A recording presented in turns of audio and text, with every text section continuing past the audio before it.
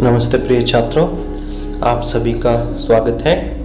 आज की इस अवधि में हम वार्षिक परीक्षा के प्रश्न पत्र नमूना 2 यानी मॉडल क्वेश्चन पेपर 2 के प्रश्नोत्तरों की चर्चा करेंगे, जो बहुत ही महत्वपूर्ण है। तो 2021 रिड्यूस्ड सिलेबस, तो वार्षिक परीक्षा के प्रश्न पत्र नमूना 2 का अध्ययन हम आज भाग 1 के तहत हम उसका अध्ययन करेंगे। तो बहुत ही महत्वपूर्ण है, तो कृपया प्रिय छात्रों इस पर थोड़ा ध्यान दीजिए। तो model question paper 2 subject Hindi है। 3 घंटा 15 मिनट का समय आपके लिए होता है। तो आपके लिए कुल अंक 100 रहते हैं। तो सूचना दिए है कि सभी प्रश्नों के उत्तर हिंदी भाषा तथा देवनागरी लिपि में लिखना अवश्य है। और दूसरी सूचना है, प्रश्नों की क्रम संख्या लिखना अनिवार्य है। तो प्रिय छात्रों, आप जब वार्षिक परीक्षाओं को लिखते हैं वहां पर प्रश्नों की क्रम संख्या को सही तरह से डालना पड़ता है, कि कहीं जाकर आप प्रश्नों की क्रम संख्या को गलत डाल देते हैं तो आपका अंक वहां पर काटा जाता है। तो चलिए, 1 अंक के प्रश्न है। जो पहला प्रश्न है, एक शब्द या वाक्यांश या वाक्य में उत्तर लिखिए। तो यहाँ पर 6 प्रश्न है। 6 प्रश्नों के लिए 6 अंक होते हैं। हर एक प्रश्न के लिए 1 अंक यहाँ पर होते हैं। तो यह जो 6 प्रश्न है आपके गद्य भाग के पाठ से ही आते हैं। तो पहला प्रश्न है, कटिया का ढेर देखकर कौन दंग रह गई। तो यह सुजान भगत पाठ से है। तो इस प्रश्न का उत्तर है, कटिया का ढेर देखकर बुलाकी दंग रह गई। दूसरा प्रश्न, किनसे सभी घृणा करते हैं। तो इसका उत्तर है, झूठ बोलने वाले से सभी घृणा करते हैं। तो यह प्रश्न कर्तव्य और सत्यता पाठ से आया है। तीसरा प्रश्न, माँ के चेहरे पर क्या थी। तो यह गंगा मैया से साक्षात्कार पाठ से है। तो इसका उत्तर है, माँ के चेहरे पर उदासी थी। तो प्रिय छात्रों, आप जो भी 1 अंक के प्रश्नों को लिखते हैं तो उसके उत्तर पूर्ण वाक्य में लिखना है। चौथा प्रश्न, एक कहानी यह भी कि लेखिका कौन है। तो यह एक कहानी यह भी पाठ से लिया गया है। तो इस प्रश्न का उत्तर है, एक कहानी यह भी कि लेखिका का नाम है मन्नू भंडारी। उसके बाद 5वां प्रश्न है, किस नदी में भयंकर बाढ़ आती थी। तो यह भारत रत्न विश्वेश्वरैया पाठ से है। तो इसका उत्तर है, मूसी नदी में भयंकर बाढ़ आती थी। बाद में 6वां प्रश्न है, 1955 में यानी 1955 में भारत सरकार ने विश्वेश्वरैया को किस उपाधि से विभूषित किया। तो यह भारत रत्न विश्वेश्वरैया पाठ से ही है।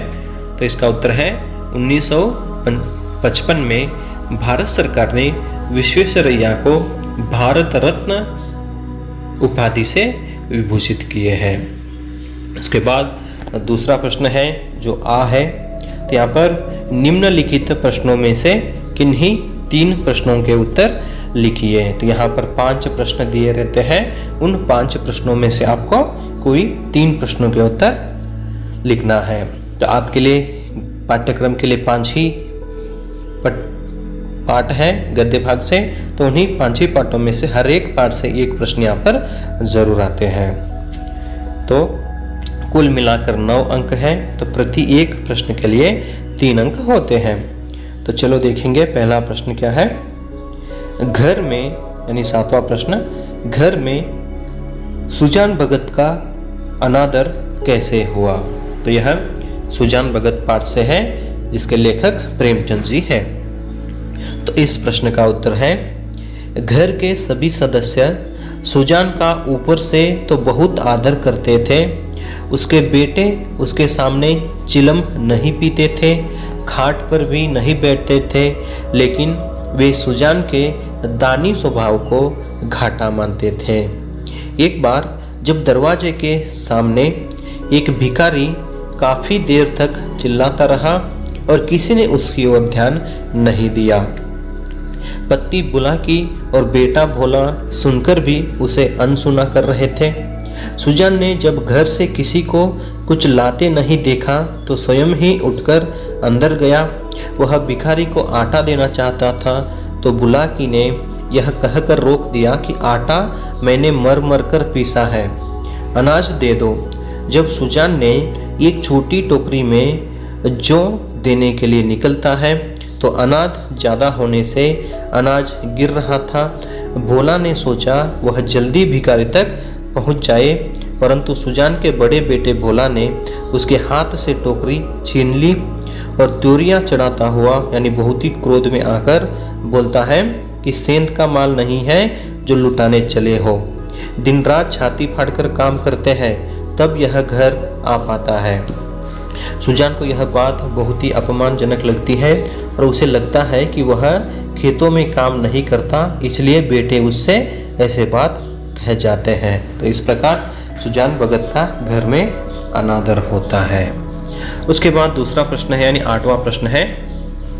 तो 8वां प्रश्न झूठ की उत्पत्ति और उसके कई रूपों के बारे में लिखिए। तो यह प्रश्न कर्तव्य और सत्यता पाठ से लिया गया है। तो इस प्रश्न का उत्तर है झूठ इंसान का सबसे बुरा गुण है।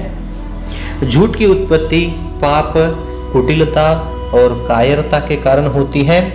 बहुत से लोग सच्चाई का इतना कम ध्यान रखते हैं कि अपने सेवकों को स्वयं ही झूठ बोलना सिखाते हैं।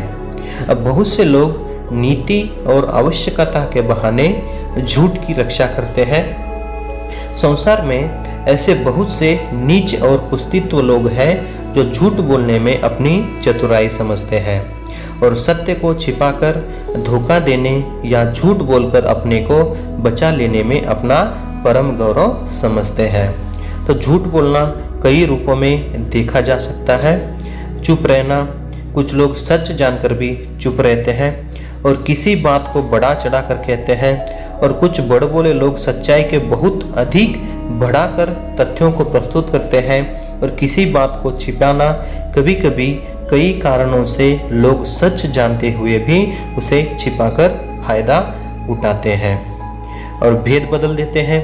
ज़्यादा बात करने वाले जो चापलूस लोग रहते हैं सत्य बात को इस तरह पेश करते हैं कि उसका अर्थ ही बदल जाता है और दूसरों की हाँ में हाँ मिलाते हैं। चाहकर भी लोग दूसरों के झूठ में हाँ करके भागीदारी बनते हैं और प्रतिज्ञा करके उसे पूरा न करते हैं और झूठ का यह प्रकार बहुत अधिक देखा जाता है। तो इसके बाद तीसरा प्रश्न है जो 9वां प्रश्न है, प्रदूषण के संबंध में गंगा मैया ने क्या कहा है। तो इस प्रश्न को गंगा मैया पाठ से लिया गया है। तो गंगा मैया पाठ के लेखक है डॉक्टर बरसानेलाल चतुर्वेदी जी। तो चलिए इस प्रश्न का उत्तर देखेंगे कि प्रदूषण के संबंध में गंगा मैया ने क्या कहा है। तो उत्तर इस प्रकार है, प्रदूषण के संबंध में गंगा मैया ने कहा है कि यह सच है कि अब मेरे जल में प्रदूषण आ गया है, पर इसके कई कारण हैं और वे कहती हैं कि जब देश का पूरा वातावरण प्रदूषित हो रहा है तो गंगा मैया कैसे बच सकती है। प्रदूषण तो यहाँ पर अस्पृश्यता का रोग है और जो लोग यह मानते हैं कि मेरा प्रदूषण अपने आप समाप्त हो जाएगा वे उल्लू के आस्थावान शिष्य हैं, अतः नासमझ लोग हैं। माता गंगा अपने प्रदूषण से बहुत दुखी है। तो इस प्रकार से देश में लोग किस प्रकार से गंगा मैया को प्रदूषित करते हुए जा रहे हैं उसके बारे में यहाँ पर गंगा मैया प्रदूषण से संबंधित अपने विचारों को व्यक्त करती है। उसके बाद यहाँ पर 10वां प्रश्न है कि पिताजी के प्रति लेखिका के क्या विचार थे। तो यह प्रश्न एक कहानी यह भी से है। तो यहाँ पर मन्नू भंडारी अपने पिताजी के प्रति पिताजी के स्वभाव को लेकर यहाँ पर बताई हुई है। तो कृपया आप उस पाठ को पढ़ लीजिए, उत्तर आपको मिल जाएगा।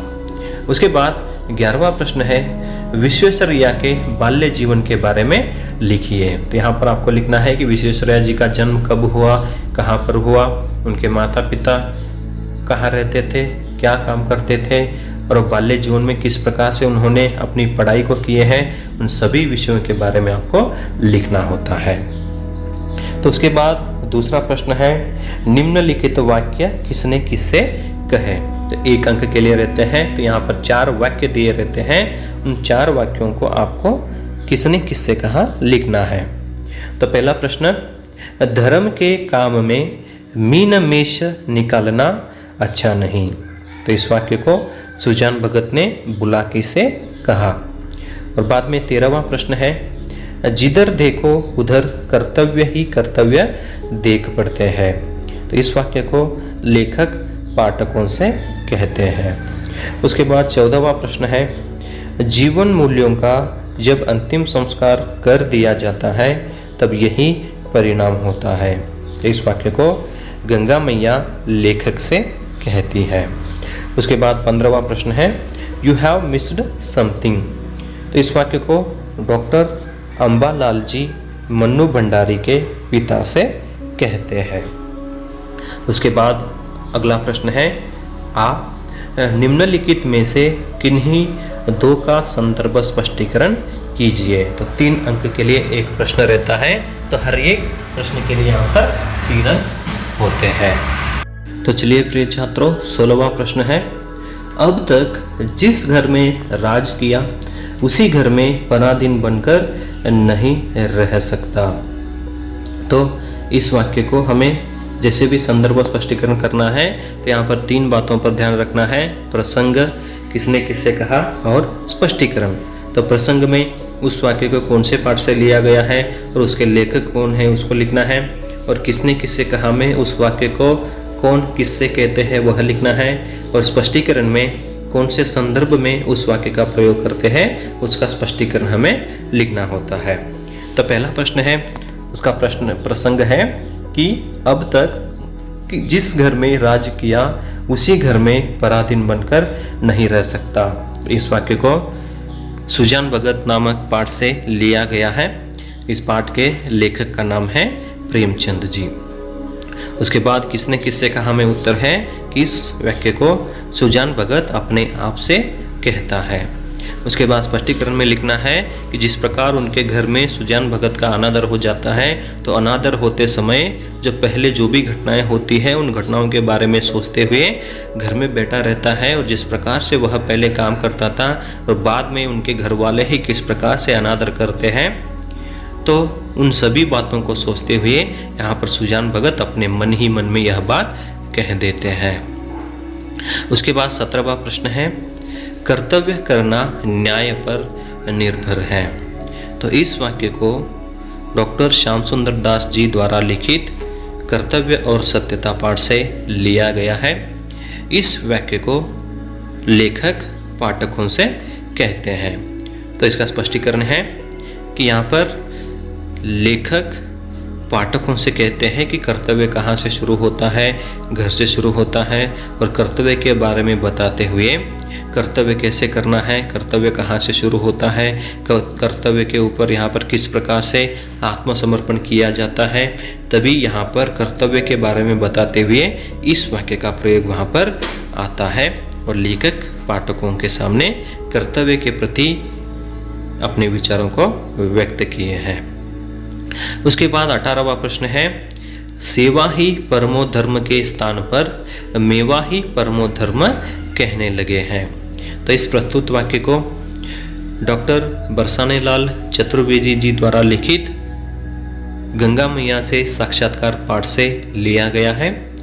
इस वाक्य को गंगा मैया लेखक बरसाने लाल चतुर्वेदी जी से कहती हैं। कब कहती हैं कि जब सेवा के बारे में बात यहाँ पर लेखक गंगा मैया से प्रश्न करते हैं, उसी समय में यहाँ पर गंगा मैया सेवा के प्रति अपने विचारों को व्यक्त करते हुए लेखक के सामने अपने इस सेवा की बात को प्रस्तुत करते हैं। उसके बाद 19वां प्रश्न है, यह लड़की मुझे कहीं मुंह दिखाने लायक नहीं रखेगी।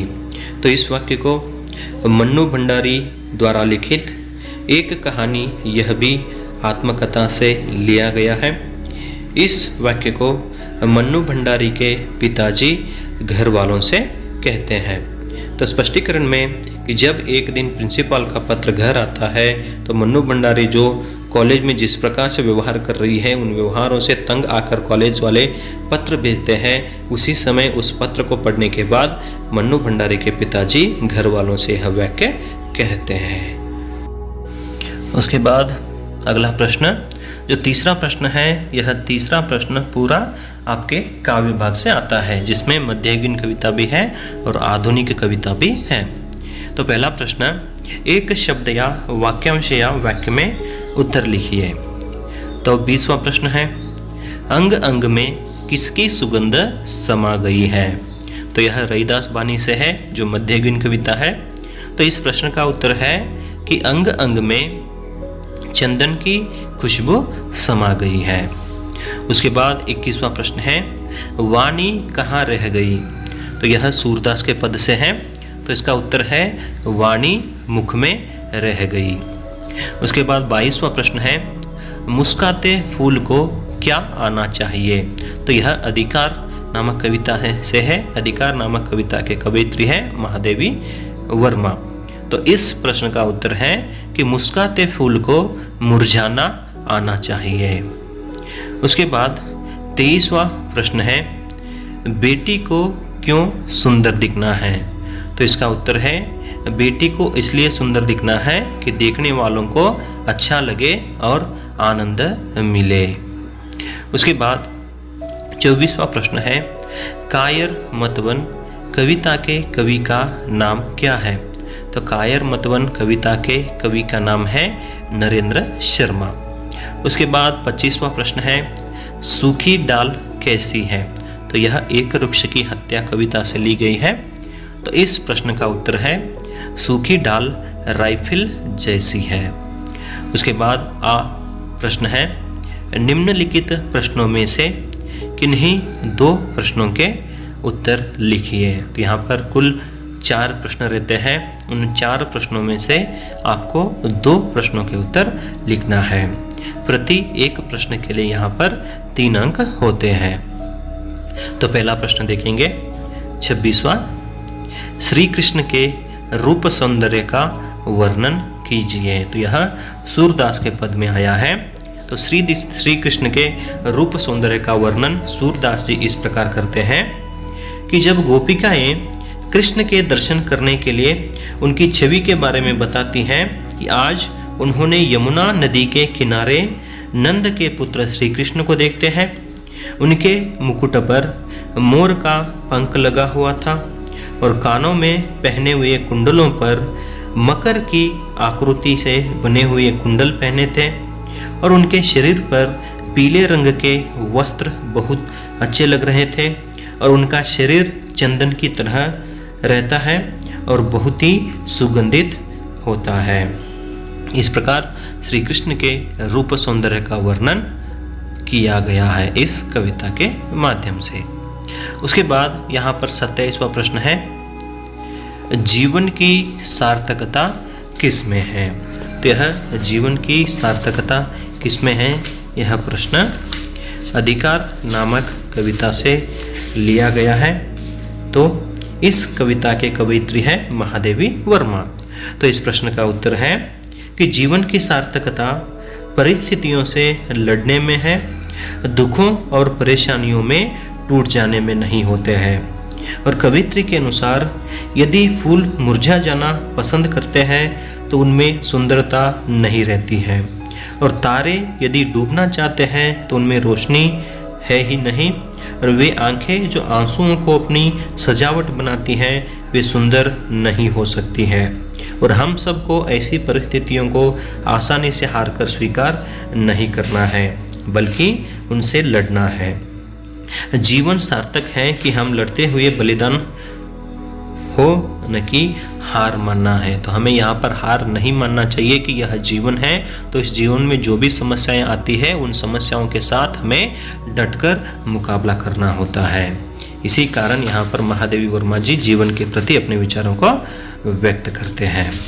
उसके बाद 28वां प्रश्न है, मानवता के प्रति नरेंद्र शर्मा के क्या विचार है। यहाँ पर यह प्रश्न कायर मतबन कविता से लिया गया है। तो इस कविता के कवि है नरेंद्र शर्मा जी। तो इसका उत्तर है कि मानवता के बारे में नरेंद्र शर्मा का यह मानना है कि मानवता मनुष्य का प्रथम गुण है। हम सभी मानव इसी मानवता के द्वारा समाज का हिस्सा बने हैं। मानवता ने युगों युगों तक कड़ी मेहनत तथा समर्पण करके मनुष्यों के लिए आदर्श आचरण का रूप तैयार किया है। यदि मनुष्य कुछ न करने का निर्णय लेता है तो वह मनुष्य मनुष्य नहीं कहलाता है, या फिर समझौते के साथ जीता है तब भी वह कायर ही माना जाता है। अतः मनुष्य हमें मानव के सही गुण सिखाती है और समाज में हमें अपनी जगह बनाना बताती है। तो मनुष्यों का मूल गुण मानवता है कि हमें समस्या से डरकर नहीं भागना चाहिए, क्योंकि मानवता ने युगों युगों से खून पसीना बहाकर हमें यह जन्म दिया रहता है। उसी कारण हमें यहाँ पर डरकर भागना नहीं चाहिए। उसके बाद 19वां प्रश्न है, वृक्ष की महत्ता पर प्रकाश डालिए। तो यहाँ पर यह एक वृक्ष की हत्या कविता से ली गई है। तो एक वृक्ष की हत्या नामक कविता के कवि का नाम है डॉक्टर श्री कुंवर नारायण जी। तो वृक्ष की महत्ता के बारे में यहाँ पर बताते हैं कि वृक्ष वो है जो धूप में, बरसात में, गर्मी में और सर्दी में कभी कोई शिकायत नहीं करता था, हमेशा सतर्क खड़ा रहता था और उसके बूढ़ी छाल को देखकर लगता था जैसे उसने खाकी वर्दी पहनी है। वह जहाँ सबको साफ हवा देता था वहीं कवि उसकी ठंडी छांव में बैठकर आराम करते थे। वह पेड़ कवि को अपना पुराना दोस्त जैसा लगता था। पेड़ उस घर को तथा घर वालों को एक सुरक्षा प्रदान करता था। उसने कभी किसी के सामने झुकना नहीं सीखा। आज वृक्ष के कट जाने से कवि को बहुत अकेलापन महसूस होता है। तो जिस दिन वो उस वृक्ष का घर के सामने न होना पाते हैं तब यहाँ पर कवि नरेंद्र शर्मा जी बहुत ही दुख महसूस करते हैं। उसके बाद यहाँ पर संदर्भ भाव स्पष्ट कीजिए। तो यहाँ पर संदर्भ भाव स्पष्ट करने के लिए एक प्रश्न के लिए 4 अंक होते हैं। तो कुल यहाँ पर 2 प्रश्न देते हैं तो 8 अंक के लिए होता है।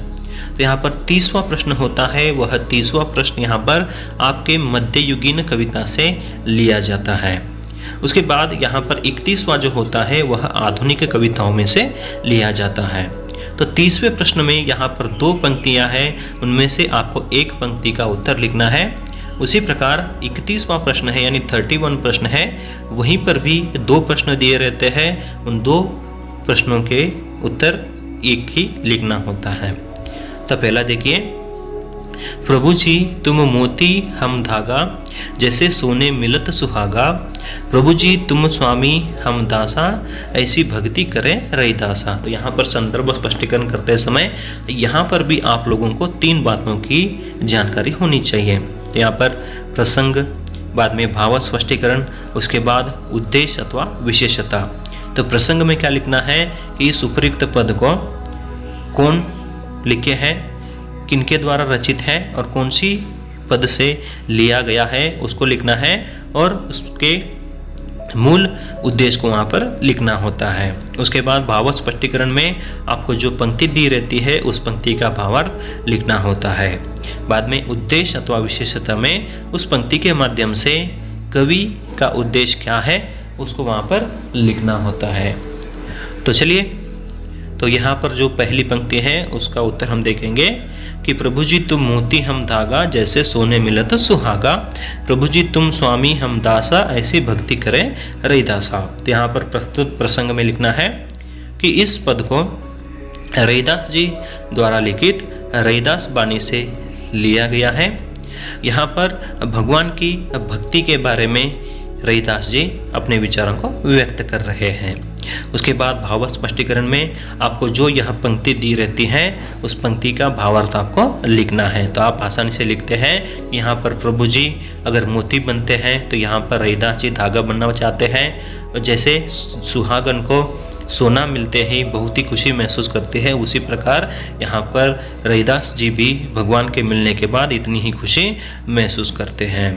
और प्रभु जी तुम स्वामी हम दासा, ऐसी भक्ति करे रैदासा। तो यहाँ पर प्रभु जी को स्वामी मानते हैं और खुद को रैदास यहाँ पर दास मानते हैं कि जिस प्रकार से स्वामी के प्रति दास अपनी भक्ति भावना को प्रकट करता है, उसी प्रकार से हम भी यहाँ पर अपनी भक्ति को प्रकट करेंगे। उसके बाद इसका उद्देश्य है यहाँ पर भगवान और भक्त के प्रति भक्ति भावना के बारे में यहाँ पर बताया गया है। उसके बाद दूसरी है, उद्धव आजू हम भई बड़ भागी, जिन अंखियन तुम श्याम बिलोके ते अंखियां हम लागी। जैसे सुमन बास लय आवत पवन मधुप अनुरागी, अति आनंद होता है तैसे अंग अंग सुख रागी। तो इस पंक्ति को सूरदास के पद से लिया गया है। इस पद के रचयिता स्वयं सूरदास हैं। तो यहाँ पर गोपिकाएं किस प्रकार से उद्धव के आ जाने से श्री कृष्ण की जानकारी प्राप्त करते हैं और अपनी मन की वेदनाओं को यहाँ पर प्रस्तुत कर रही है। उसके बाद यहाँ पर भाव स्पष्टीकरण में इस पंक्ति का भावार्थ आपको लिखना होता है कि यहाँ पर उद्धव एक बार श्री कृष्ण को देखकर आते हैं तो उनकी आंखों में श्री कृष्ण की ही छवि रहती है। यहाँ पर जो सभी गोपिकाएं उद्धव की आंखों में श्री कृष्ण की छवि को देखने के बाद बहुत ही अपने आप को भाग्यशाली समझती है कि जिन आंखों से तुमने श्री कृष्ण को देखा, उन आंखों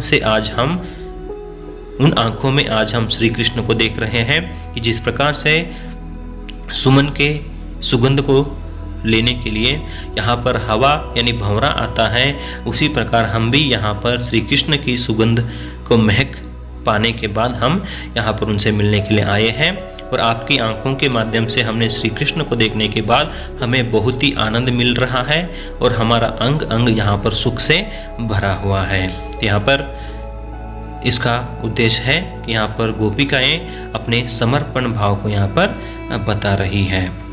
उसके बाद यहाँ पर 31वां प्रश्न है, तो वह आधुनिक कविताओं से आता है।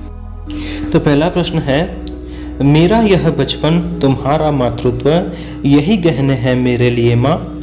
मैं तुम्हारा गहना तुम मेरा गहना, फिर अन्य गहने क्यों चाहिए माँ। यहाँ पर इस प्रस्तुत पंक्ति को गहने नामक कविता से लिया गया है। तो गहने नामक कविता के कवि हैं कुवेंपु जी। उसको हिंदी में अनुवाद करने वाली अनुवादिका का नाम है डॉक्टर एम विमला। तो यहाँ पर माँ के प्रति और माँ के मातृत्व के बारे में बेटी अपने विचारों को व्यक्त कर रही है। तो भाव स्पष्टीकरण में आपको इस पंक्ति का भावार्थ लिखना होता है। तो यहाँ पर माँ अपनी बेटी को गहने पहनने के लिए कहती है। तो यहाँ पर बेटी अपनी माँ के प्रति अपने विचारों को व्यक्त करती है कि मुझे वे गहने नहीं चाहिए, वे मुझे खेलने नहीं देते, मुझे तकलीफ देते हैं, इसलिए मुझे वे सभी नहीं चाहिए। आपके मातृत्व और मेरा बचपन ही मेरे लिए गहना है। इस प्रकार अपने विचारों को व्यक्त करती है। उसके बाद दूसरा है, तेरी रक्षा का न मोल है, पर तेरा मानव अमोल है। यह मिटता है वह बनता है, यही सत्य की सही तोल है। इस पंक्ति को कायर मत बन कविता से लिया गया है। इस कविता के कवि का नाम है नरेंद्र शर्मा। तो यहाँ पर मानवीय मूल्यों के बारे में बता रहे हैं। उसके बाद यहाँ पर आपको इस पंक्ति का भावार्थ लिखना होता है। यहाँ पर मानवता के प्रति किस प्रकार से हमें जीना है और मानवीय मूल्यों को किस प्रकार अपने जीवन में लागू करना है, और मानवीय मूल्य होते हैं उनका हम कोई मूल्य नहीं लगा सकते हैं, उनके बारे में कवि यहाँ पर बता रहे हैं। उसके बाद चौथा प्रश्न है, एक शब्द या वाक्यांश वाक्य में लिखिए। तो यह चौथा प्रश्न जो है आपके अपठित भाग यानी नाटकों से आते हैं। तो पहला प्रश्न है, सूखी डाली के एकांकीकार का नाम क्या है। तो उत्तर है, सूखी डाली के एकांकीकार का नाम है उपेंद्रनाथ अश्क। बाद में 33वां प्रश्न है, दादाजी को किस कल्पना से सिहरन होने लगती है। तो इसका उत्तर है, पेड़ से टूटकर अलग होने वाली डाली की कल्पना से दादाजी को सिहरन होती है। उसके बाद अगला प्रश्न है, व्यक्ति किन गुणों से बड़ा होता है। तो इसका उत्तर है, व्यक्ति अपनी बुद्धि और योग्यता से बड़ा होता है। बाद में 35वां है, पिता क्या नहीं सहन कर सकता? तो इसका उत्तर है बेटे की गर्भ सीमा का अतिक्रमण होना पिता पसंद नहीं करता। उसके बाद अंतिम प्रश्न है, भारवी से मिलने आई स्त्री का नाम क्या है? तो उत्तर है भारवी से मिलने आई स्त्री का नाम भारती है। उसके बाद अगला प्रश्न है, निम्नलिखित प्रश्नों में से किन्हीं 2 प्रश्नों के उत्तर लिखिए। तो यहाँ पर कुल 4 प्रश्न रहते हैं, उनमें से 2 ही प्रश्नों के उत्तर लिखना है। प्रति एक प्रश्न के लिए 5 अंक होते हैं। तो यहाँ पर जो 37वां प्रश्न है वहाँ पर 2 प्रश्न है, उनमें से 1 लिखना है। और 38वां प्रश्न में वहाँ पर भी 2 रहते हैं, उनमें से 1 को लिखना है। तो यहाँ पर जो 37वां प्रश्न है वह सूखी डाली एकांकी से आते हैं और 38 जो प्रश्न है वह प्रतिशोध एकांकी से आते हैं। इनमें से दोनों में से 1-1 लिखना है। तो पहला प्रश्न है, दादाजी के बड़प्पन के संबंध में क्या विचार थे? तो दादाजी के अनुसार बड़प्पन बाहरी वस्तु नहीं, बड़प्पन तो मन का होना चाहिए। महानता किसी से जबरन मनाई नहीं जा सकती है।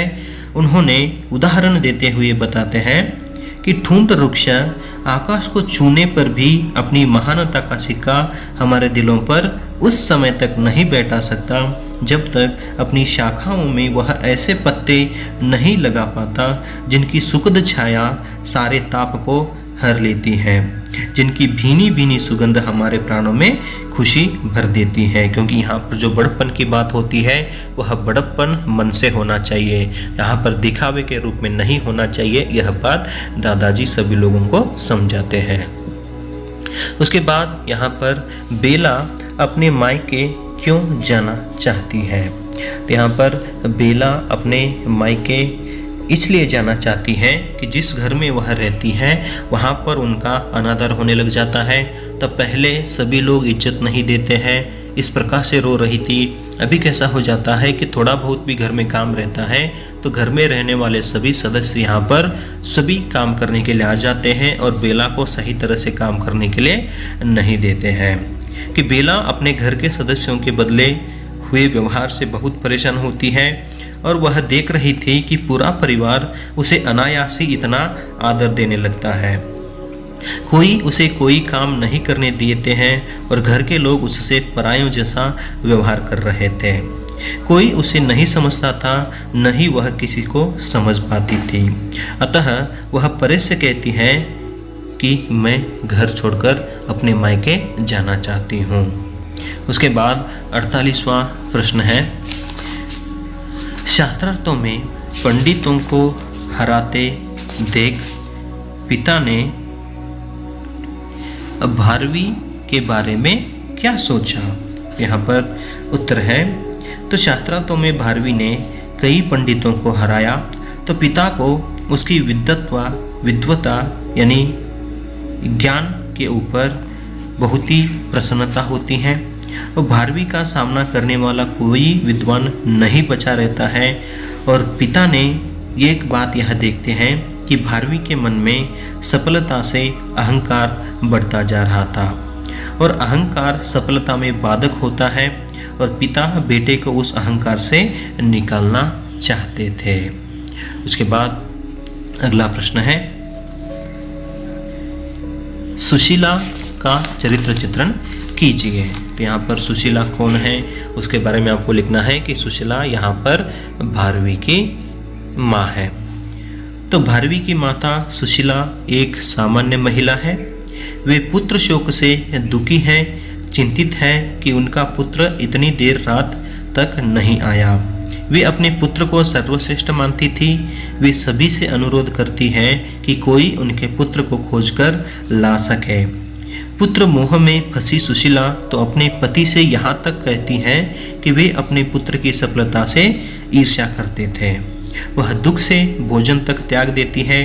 अतः भारवी की माता जो सुशीला एक सरल हृदय महिला है, तो अपने पुत्र के प्रति बहुत ही प्रेम की भावना यहाँ पर सुशीला रखती है। तो सुशीला बहुत ही कोमल स्वभाव की है और थोड़ी थोड़ी बातों पर भी दुखी हो जाने वाली औरत है। तो सुशीला श्रीधर की पत्नी है, भारवी की माँ है। इस प्रकार हमने प्रश्नोत्तरों की चर्चा की है।